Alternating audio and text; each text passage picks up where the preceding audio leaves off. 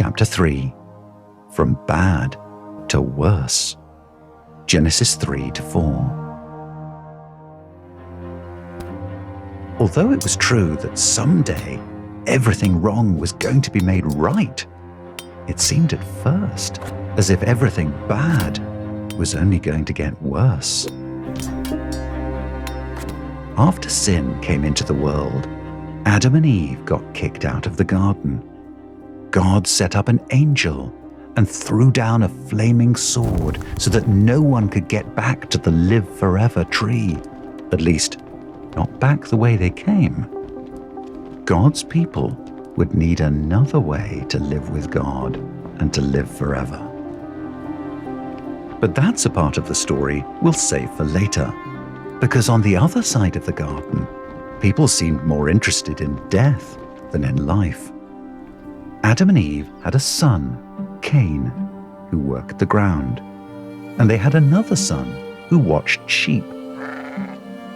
His name was Abel. That is, the son's name was Abel. We don't know what they called the sheep.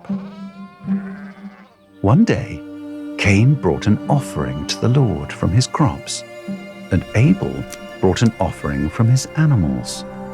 God was pleased with Abel's sheep because it was offered in faith. But God was not happy with Cain's offering. This made Cain angry.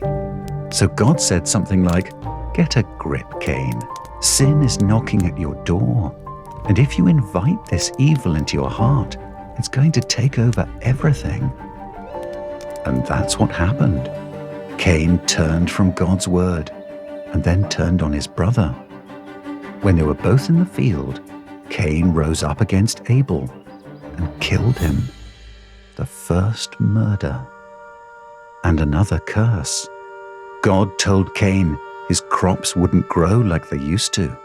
And while God promised to protect him, Cain was driven from his home, just like his parents had been.